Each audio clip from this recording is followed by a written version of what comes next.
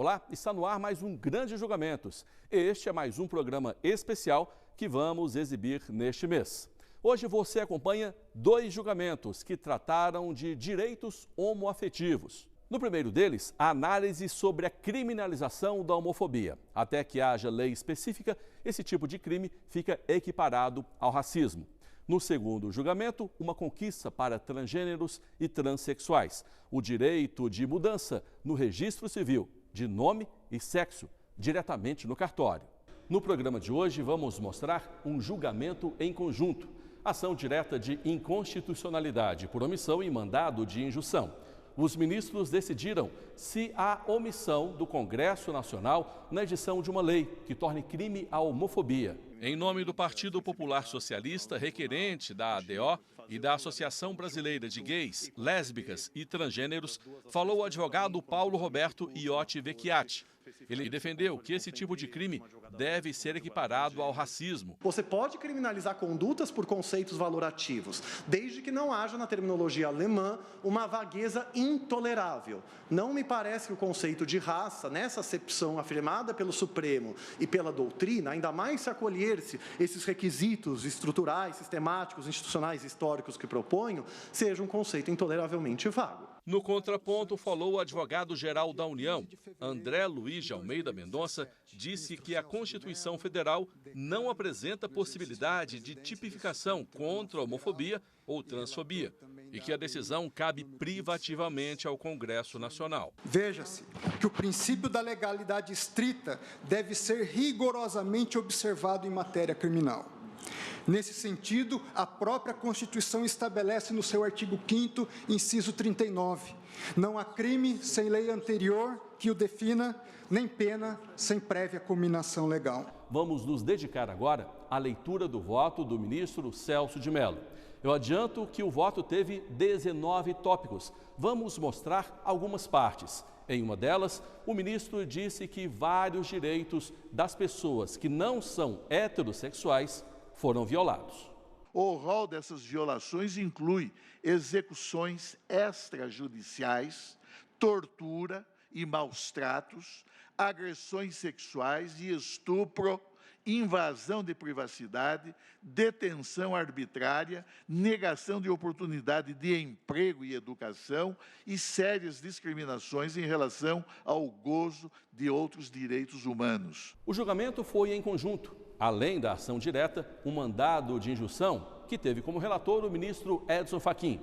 E é ele que vamos ouvir agora. Proponho o julgamento procedente do presente mandado de injunção para reconhecer a mora inconstitucional do Congresso Nacional e aplicar, até que o Congresso Nacional venha legislar a respeito, a Lei 7.716, a fim de estender prospectivamente a tipificação prevista para os crimes resultantes de discriminação ou preconceito de raça à discriminação por orientação sexual ou identidade de gênero.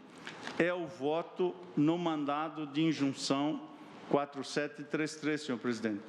E juntarei declaração de voto na DO 26 e acompanho integralmente o eminente ministro relator. Em seguida, a palavra voltou ao ministro Celso de Mello, desta vez para votar no mandado de injunção. Não se está instituindo um tipo penal novo, não se está construindo um novo preceito primário de incriminação, não se está estendendo de modo gravoso, in malam partem, uma descrição típica que não guarda qualquer conexão com a situação de transfobia ou de homofobia.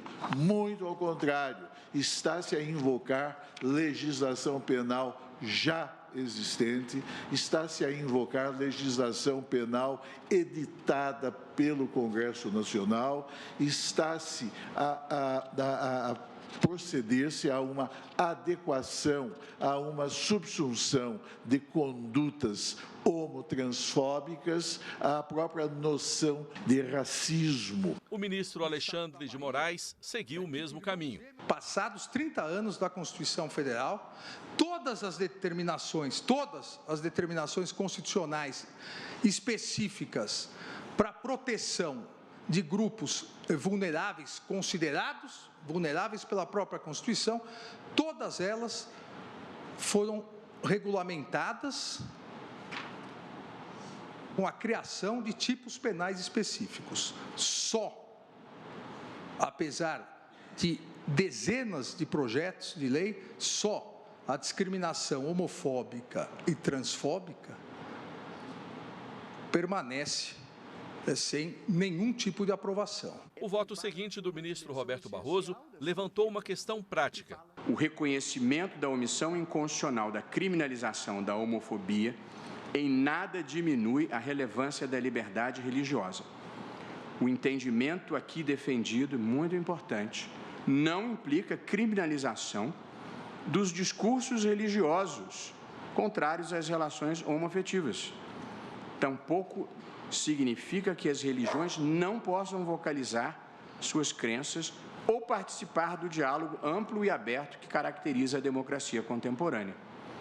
Penso ser perfeitamente possível que em uma sociedade moderna, plural e inclusiva, haja discursos condenando a homoafetividade como conduta contrária à Bíblia, à Torá ou ao Corão.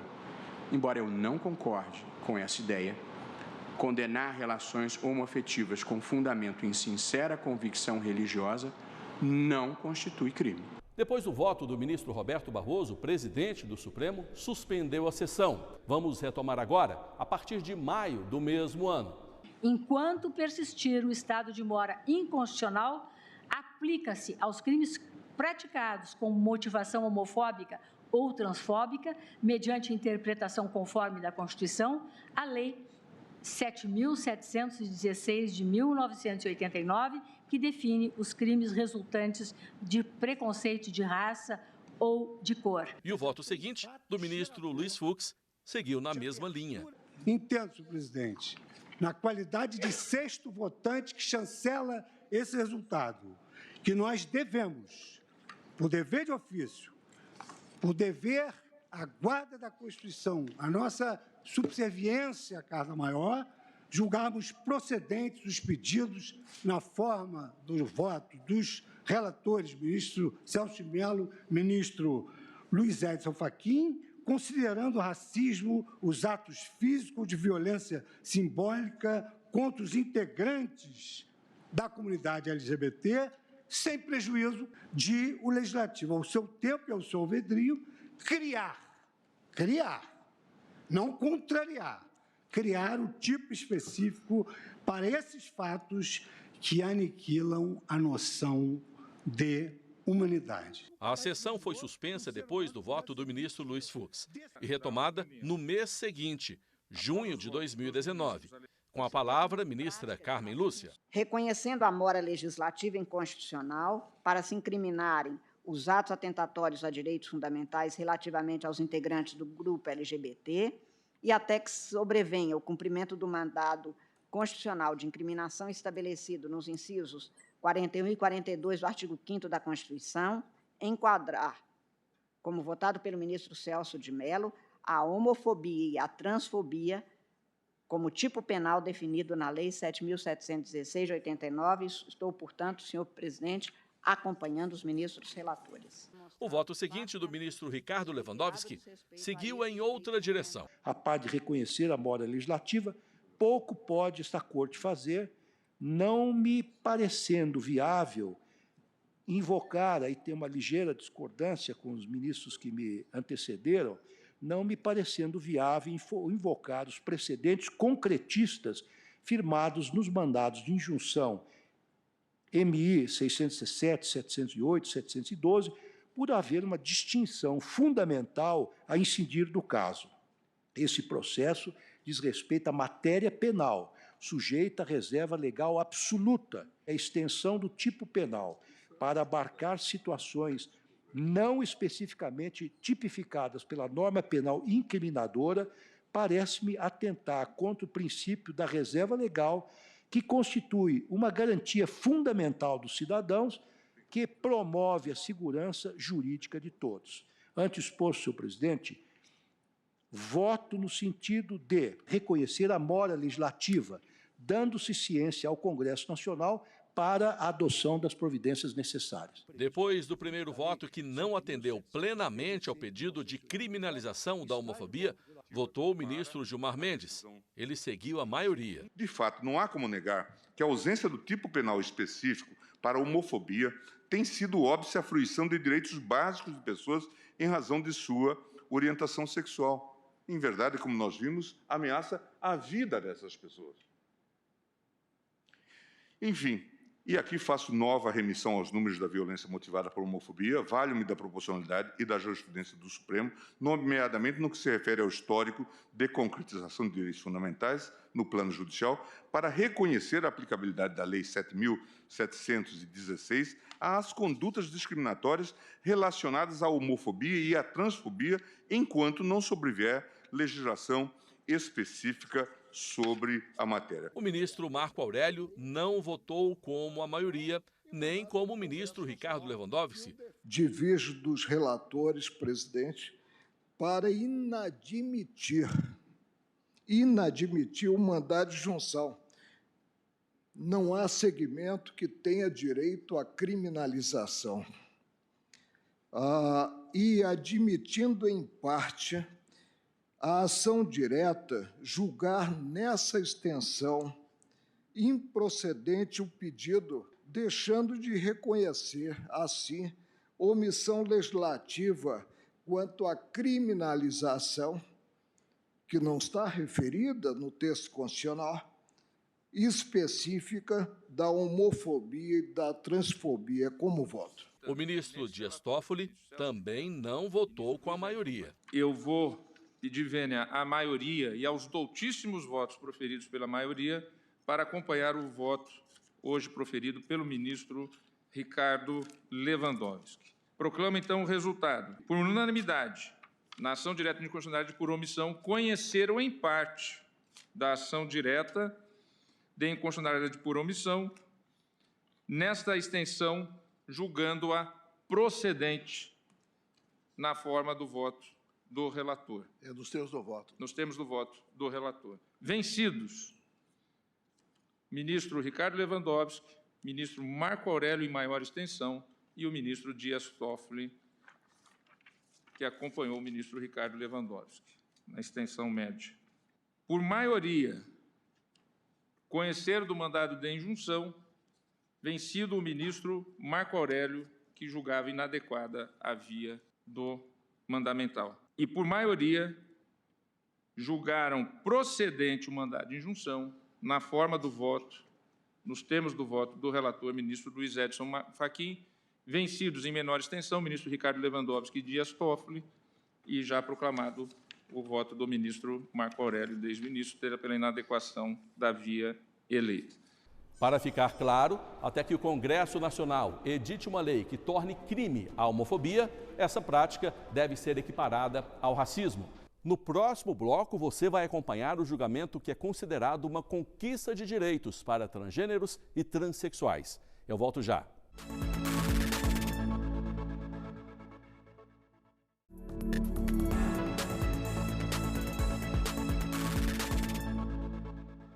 Olá, o Grande Julgamentos está de volta, hoje com mais um programa especial. Agora você acompanha como foi o julgamento que é considerado um marco na conquista de direitos para transgêneros e transexuais. Em decisão unânime, os ministros definiram que é possível alterar o registro civil sem cirurgia ou processo judicial. Garantia de identidade e dignidade, respeito e direitos. Ter no documento, ter um registro civil acima de tudo, nos dá autonomia, dá uma resposta à discriminação. Uma decisão que traz autonomia, resgata a dignidade e tem o poder de transformar a vida de transgêneros de todo o país. O plenário do Supremo Tribunal Federal decidiu que eles podem alterar o nome e o sexo no registro civil diretamente no cartório. sem a necessidade de cirurgia ou apresentação de laudos de psicólogos e psiquiatras. Antes desse julgamento, o caminho era longo, burocrático e desgastante. Para esta advogada, presidente do IBDFAN-DF, o Instituto Brasileiro de Direito de Família, é um passo significativo diante da longa caminhada de combate ao preconceito, à violência e discriminação. Essas pessoas não vão ser mais tratadas como doentes, pessoas que precisam ter um acompanhamento do Estado para se verificar a condição dela. Isso para essas pessoas é essencial, porque elas já sofrem bastante discriminação, então elas terem que mostrar, juntar laudo, ter atendimento por psiquiatras, para elas é uma questão muito delicada. Outra, a gente tem repercussão, por exemplo, no uso dos banheiros. Já que a partir do momento que é mais fácil elas trocarem o nome e terem isso no seu documento, no RG, no CPF, já é o suficiente para que ela utilize os banheiros de acordo com o gênero que elas se identifiquem. A questão de empregabilidade, você já tem ali a pessoa com o nome registral dela alterado, ou seja, o nome dela já é condizente com o seu aspecto físico. A gente ganha em dignidade, a gente ganha em cidadania. Melissa, que é uma mulher trans, tem 29 anos. Nas redes sociais, ela coleciona milhares de seguidores. Aproveita a popularidade para defender os direitos das pessoas transgêneros. Com o nome masculino no registro civil e atributos de uma mulher, os constrangimentos eram comuns. Já passei pelas questões de ter que ficar me justificando e me explicando por que eu quero ser chamada por outro nome e não aquele de registro. E aí isso vai muito da pessoa, né? De ela aceitar ou não, de ela ter o bom senso, a sensibilidade de perceber que você é uma pessoa trans e que você quer ser respeitada como tal. No julgamento histórico, os votos dos ministros e as manifestações das defesas falaram por si só. Todos que acompanharam as sessões plenárias sobre o tema lutavam pela mesma bandeira: o resgate da dignidade, muitas vezes negligenciada pelo preconceito. O alerta foi feito pela primeira advogada transexual brasileira a defender um processo perante os ministros do Supremo Tribunal Federal. Ao ocupar a tribuna, Gisele Alessandra afirmou que foi vítima de um apedrejamento moral e físico e sofreu violação ao princípio constitucional da dignidade humana. Sinto que estou fazendo história, mas se estou aqui perante vossas excelências é porque sou uma sobrevivente. Sobrevivi ao apedrejamento moral e físico, à proibição de estar na rua e nos espaços públicos, mesmo que à luz do dia. A mendicância e o sepultamento como indigente, como acontece com a maioria das pessoas trans brasileiras, sem que nem mesmo neste momento tão extremo de morte, tenham merecido respeito ao nome e ao gênero com o qual se identificam. Negar a uma pessoa o direito ao nome e a expressão de sua identidade é negar o direito de existir. Requer-se a vossas excelências, portanto, que não nos neguem esse direito. O julgamento teve a maioria formada a favor da alteração do registro civil, logo após o voto do relator, ministro Marco Aurélio. A dignidade da pessoa humana, princípio desprezado em tempos tão estranhos, deve prevalecer para assentar-se o direito do ser humano de buscar a integridade e apresentar-se à sociedade como de fato se enxerga. Solução diversa apenas reforça o estigma que conduz muitos cidadãos transgêneros à depressão, à prostituição e ao suicídio. E na sequência, todos os ministros concordaram que é inconstitucional a exigência de realização de cirurgia para retificação de nome e gênero no registro civil, como muitas vezes era exigido judicialmente. No meu voto não há como se exigir a operação para que alguém que manifeste com absoluta capacidade civil a sua vontade dessa alteração do nome no registro civil, não possa fazer somente se submeter aqui a uma mutilação não desejada. A autonomia da vontade interdita que alguém possa ser obrigado a submeter-se a um procedimento cirúrgico, máximo em se tratando de um procedimento invasivo, arriscado e irreversível. Embora inegavelmente concorde com demais colegas com o mérito da ADI, manifesto-me, porém, de forma contrária ao estabelecimento de requisitos mínimos pré-estabelecidos para a mudança. A divergência se concentrou apenas em determinar qual seria a natureza do procedimento exigido, se seria necessária a intervenção do judiciário ou bastaria a mera alteração no cartório para garantir o direito de adequação dos registros. Prevaleceu a última posição. Eu estou, em resumo, neste voto, afirmando 3 premissas que sintetizo em 3 frases. A primeira: o direito à igualdade sem discriminações abrange a identidade ou a expressão de gênero. A segunda: a identidade de gênero é manifestação da própria personalidade da pessoa humana e, como tal, cabe ao Estado apenas o papel de reconhecê-la, nunca de constituí-la. E a terceira: a pessoa não deve provar o que é e o Estado não deve condicionar a expressão da identidade a qualquer tipo de modelo, ainda que meramente procedimental. Eu acho que nós estamos escrevendo uma página libertadora para um dos grupos mais marginalizados e mais estigmatizados dentro da sociedade. Eu gosto de dizer que a causa da humanidade e o avanço do processo civilizatório consiste na superação dos preconceitos. Eu estou reafirmando todos os princípios e a minha compreensão sobre o tema que está expressa em voto escrito, mas acolho a ampliação proposta pelo ministro Fachin, exatamente nos termos colocados, e agora, de uma certa forma, plenamente endossados pelo ministro Luiz Roberto, no que tange a desnecessidade de um comando judicial expresso. Eu assento a premissa que o direito à retificação do registro civil, de modo a adequá-la à identidade de gênero, concretiza a dignidade da pessoa humana na tríplice concepção da busca da felicidade, do princípio da igualdade e do direito ao reconhecimento. E concluo, senhora presidente, que todos esses grupos minoritários, eles têm o direito à autodeclaração.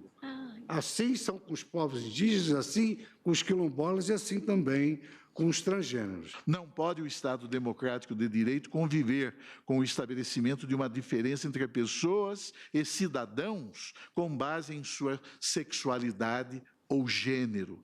Assim como é inconstitucional punir, perseguir ou impedir o acesso dos homossexuais, e diria eu, no contexto da presente causa, dos transgêneros a bens socioculturais, é igualmente inconstitucional excluir essa parcela de cidadãos do direito à segurança em suas relações afetivas. Nesse passo, o Poder Judiciário assume sua mais importante função, a de atuar como poder contra-majoritário, de proteger as minorias contra imposições desarrazoadas ou indignas das maiorias. Ao concluir o julgamento, a presidente do Supremo, ministra Carmen Lúcia, ressaltou o avanço significativo da decisão. Lembrou que o tribunal é o guardião da Constituição de 88 e deve fazer valer princípios como da igualdade, respeito e dignidade de todas as pessoas, independentemente de raça, cor, religião ou gênero.